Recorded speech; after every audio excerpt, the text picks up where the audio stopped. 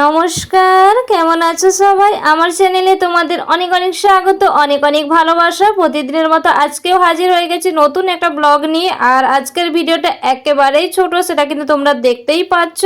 তো তাই বলছি তোমরা পুরো ভিডিওটা দেখতে থাকো, একটু স্কিপ করো না।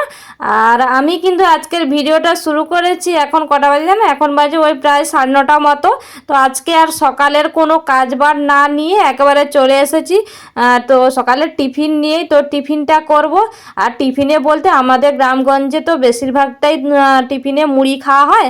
তো যার কারণে দেখো, তো কখনো কখনো আমি রুটিও বানিয়ে থাকি, রুটি পরোটা এসবও বানিয়ে থাকি। তবে কি বলতো, বেশিরভাগ দিন না মুড়িটাই খাওয়া হয়। তো যার কারণে মুড়ি খাবো বলে আমি কিন্তু ছোলা আলুটাকে তো ভাজা করব। আর আজকে না ছোলাটা সেদ্ধ করিনি, আলাদা করে সেদ্ধ না করেই একেবারে সরাসরি না, তো পেঁয়াজ লঙ্কা দিয়ে ওই ছোলা আলুটাকে একসাথে নেড়ে ঢাকা চাপা দিয়ে কিন্তু ছোলা আলুটাকে ভেজে নেব। আর আমাদের না এইভাবে ছোলা আলু সেদ্ধ করে মুড়ি খেতে বেশ ভালোই লাগে।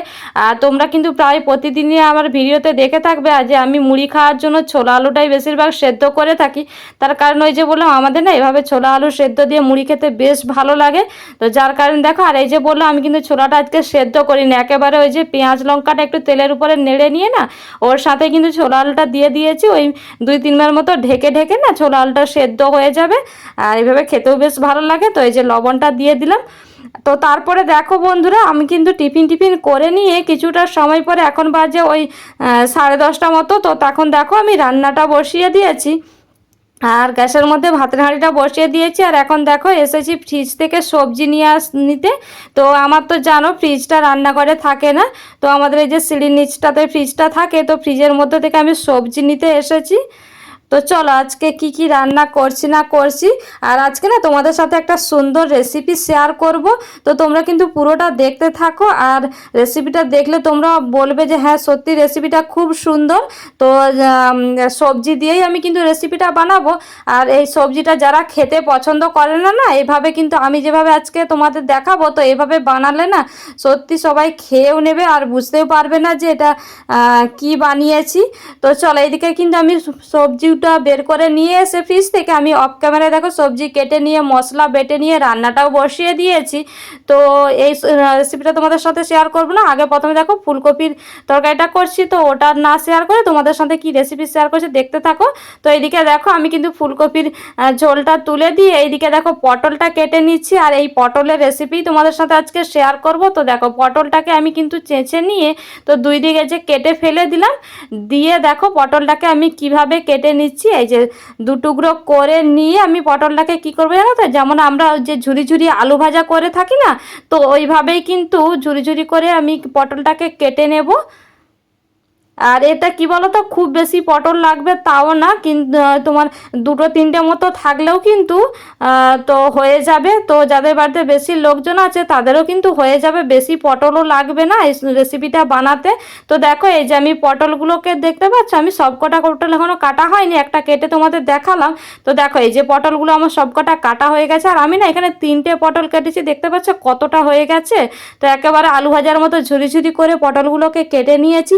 তো চলো এক এক করে এর সাথে দিতে থাকি। এই যে দেখো দিয়ে দিচ্ছি একটা ডিম ভেঙে।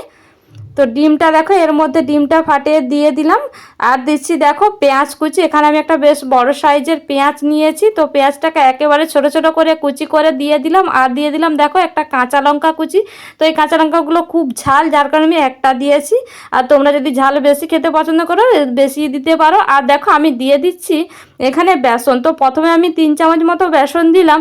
তো আমার কিন্তু আবারও বেসনটা লেগেছিলো বলে আবারও আমি এর সাথে বেসনটা অ্যাড করেছি। তো 3 চামচ বেসন দিয়ে এখন দেখো দিয়ে দিচ্ছি পরিমাণ মতো লবণ।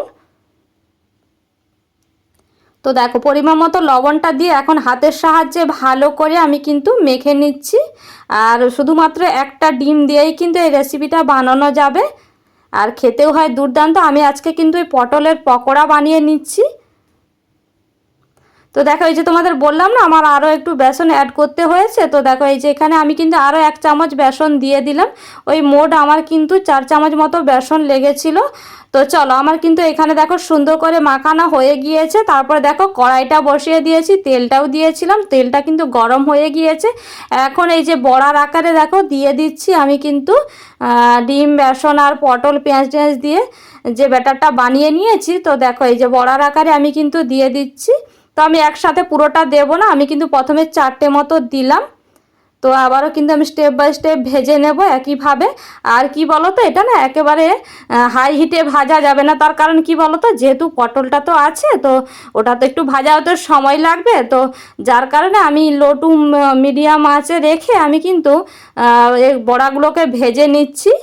আর সুন্দর করেই কিন্তু একটু সময় দিয়ে ভেজে নিতে হবে বড়াগুলোকে, তা না হলে খেতে ভালো লাগবে না। আর যদি আমি হাই ফ্লেমে ভাজি বড়াগুলো কী হবে বলো তো, ওপর থেকে ভাজা হয়ে মানে পুড়ে যাবে। আর কী হবে বলো তো, ভেতরে পটলগুলো ভালোভাবে ভাজা হবে না, তাতে কী হবে, খেতে ভালো লাগবে না। যার কারণে আমি কিন্তু একটু সময় নিয়েই বড়াগুলোকে ভেজে নিয়েছি। তো দেখো আমার কিন্তু প্রথমের বড়াগুলো বেশ সুন্দর করে ভাজা হয়ে গিয়েছে, আর সেটা কিন্তু তোমরা দেখে বুঝতেই পারছো। তো চলো আমি কিন্তু প্রথমের বড়াগুলোকে তুলে নিচ্ছি।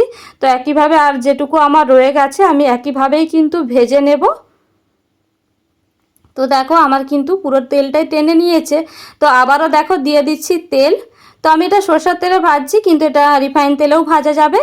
তো চলো আমি কিন্তু এই যে তেল দিয়ে তেলটা গরম হয়ে গিয়েছে। এখন আবারও বাকি যে ব্যাটারটা ছিল তো সে সবকটা দিয়ে দেব একসাথে।